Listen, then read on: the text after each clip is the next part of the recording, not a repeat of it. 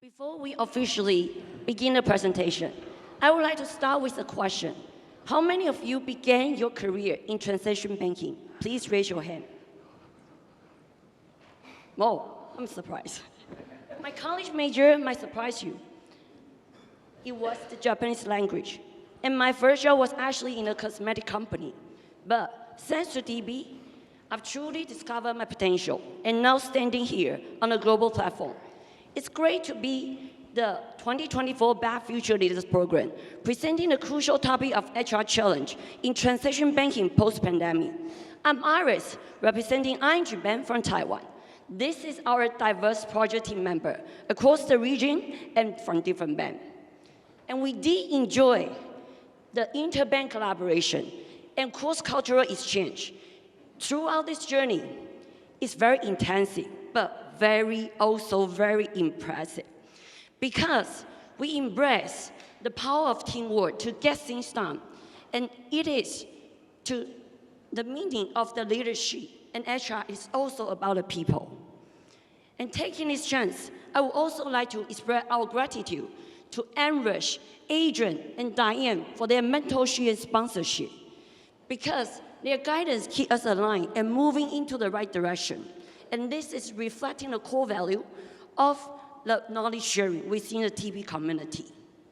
So, Iris.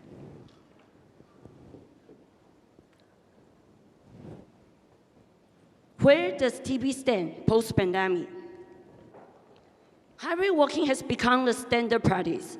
Emerging technology like generative AI are gaining widespread attention. However, global talent war persists, leading TB to actively engage HR in exploring the holistic approach to their employee. Because this is the important to develop a skillful team ready for the new digital era. In the past 4 months, our team continued a weekly meeting to scope, survey, and we collect almost 300 valid responses and propose a solution. Today, we are going to introduce the top 3 important pillars with a circular relationship in order to tackle the post-pandemic HR challenge. That is, first, evolving ways of working, whether the current way we work can capture employee voices with sufficient engagement and a level of the autonomy. Second, skills of the tomorrow. Facing the accelerating technology, do we give our employee enough training to let them upskill with additional know-how across the TB domain, or even do the reskill with the new access to the new technology like AI? Lastly, in terms of the talent management, do we have the corporate strategy in mind? For example, like retain, attract, or even acquire the right talent to let them have the diversity of a mindset to reshape the TB as a very good future, because that it is very important. So let's have a look to deep dive. Can we have the poll? Following the almost shift to remote working over the pandemic, the majority of organizations have now had the hybrid working policy set in place. Question: from which age range within the workforce do you believe demand and the overall satisfaction with hybrid working is the highest? Do you feel surprised? And our answer is, keep changing. Do you want another answer? Okay, let's see. Evolving ways of working. Actually, hybrid wins across all ages. Although the motivation behind the preference might be different according to the ages, but we also heard the market buzz. Nowadays, banks are expecting employees back to the office because they want to see employees in the office. However, taking me for example, my direct reporting line is actually not in the same country with me. So by right, TB by nature has already transitioned to the hybrid working. Leveraging global network and platform, we are well positioned to prioritize employee well-being through collaborative effort. Also, our survey response indicate a significant market trend. Job seekers now consider hybrid working arrangement as a critical factor because the flexibility empowers the individual, maintain a healthy work-life balance, and enhancing the productivity in the long run. Moreover, with TB spanning multiple geographic locations, hybrid working can further foster the collaboration and also strengthen the relationship building. Here, we also need HR to play the crucial role by providing the guidance on the best practice. By doing so, we can ensure a safe and supporting working environment can ultimately improve the overall employee experience for TB. Of course, one final message to all of the senior boss here. No need to worry about employee not returning to the office because it is all about the sense of belonging that we need to create. By doing so, the high potential future leader like us will always stay connected with you by all means and always on. So now, let's pass it over to the Yogoda for the other two important findings. Thank you.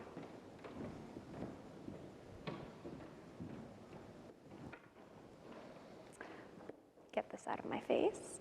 Thank you, Iris, and hello, everyone. While evolving ways of work is an HR challenge that we identified as a byproduct of the pandemic, the increasing push for digitization, and more specifically to our topic, the lack of digital skills in the industry, is something that we've all been hearing about for much longer. 83% of the nearly 300 respondents to our survey view the opportunity to automate manual processes as the top way emerging tech can impact their existing role and wider team. Meanwhile, FDM Group Research, which is a tech and business consultancy, found that 75% of decision makers at top banks believe their organization has struggled to fill vacancies requiring digital skills. So we see that both employers and employees know that a digital skill gap exists. So how do we fix it? The saying, if you can't build it, buy it, may be the answer to our problems.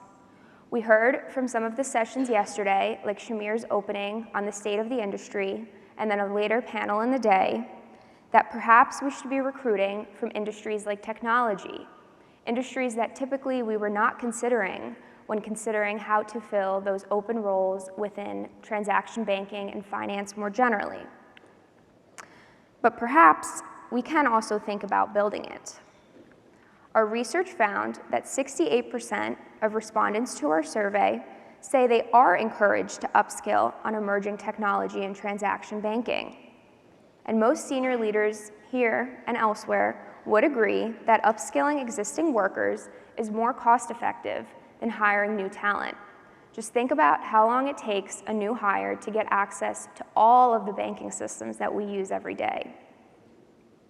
The industry as a whole has a unique opportunity to both bring in digital expertise from other industries while also upskilling the existing workforce to adapt to the changing demands of the sector.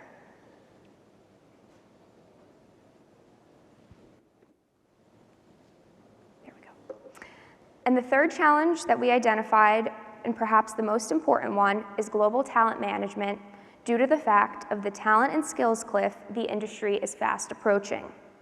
Post-pandemic, we've seen a rise in retirements, with banks deploying retention strategies like higher bonuses to keep employees in the workforce for longer. Trade specifically is a very experienced sector.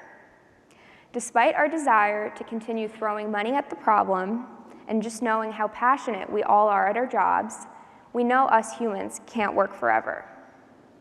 What's happening alongside this attrition of subject matter expertise is a continued lack of industry awareness among younger generations just entering the workforce. Our survey found that 90% did not learn about transaction banking as a career option during their education. Another alarming yet unsurprising statistic is that 65% of respondents to our survey don't believe banks are embracing digital technology in the same ways as their fintech competitors. We see that those who do know about the industry have this type of preconceived notion that the industry is antiquated and all we do is push paper all day, every day.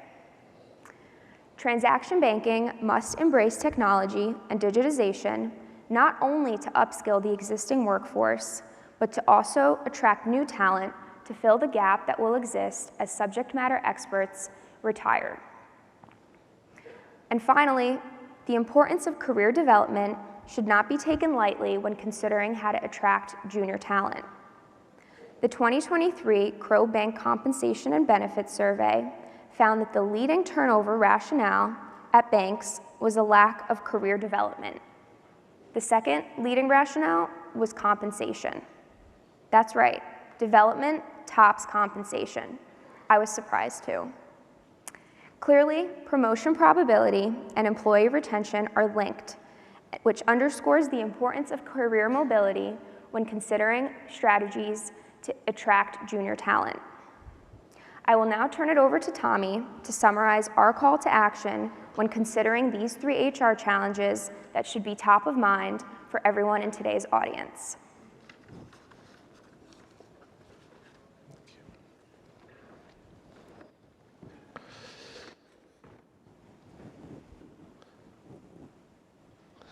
Thank you, Iris. Thank you, Yagoda. So there's a lot of data on screen here, and even more in our white paper. I'm not here to delve too deep into that now. What we are here to do is to urge you to read the paper and apply the points that are most relevant to your institution. So instead, what I'd like to spend my time on here is our main goal, a call to action. Most stakeholders in transaction banking are present in this room. All we ask is that you please consider what we presented. We hope it will influence your decision-making process as you grow your team, organization, and our sector overall. So, what exactly do we want you to consider, and what action do we hope you take? To me, 2 points stood out. Based on our research, hybrid is the preference. But transaction banking is already a champion of this. And it has been for considerable time. So please advertise us. Secondly, the talent pipeline must start earlier. But again, our sector is already a champion of this. One of our suggestions in our paper was to implement talent management programs earlier. But the Future Leaders program was already founded in 2010. And it has been, and is the very reason, actually, that we're on stage, obviously. So again, please advertise it. To summarize these 2 points, brand more and brand earlier. Our main call to action: as transaction banking evolves, effective talent management strategies become crucial. Embrace hybrid work, prioritize skills development, and start the pipeline earlier. Let's collectively work towards implementing these recommendations to ensure the future success and resilience of transaction banking, our beloved industry. And to close, please allow me to go full circle here. Let me read the highlight from the mission statement of the Future Leaders program. It says, empowering the next generation of leaders in transaction banking. Let's take proactive steps to nurture talent and drive innovation in our industry, ensuring a sustainable and thriving future for all. As transaction banking already possesses the qualities that make an industry attractive, promote us and be an advocate. Remember, in the broader market, we are not just representing our institutions, we're also carrying the banner of our industry as a distinguished sector within finance. Let's fly the transaction banking flag high. And with that, I want to thank BAFT for the opportunity and the audience for your attention, and invite my fellow future leaders on stage for Q&A.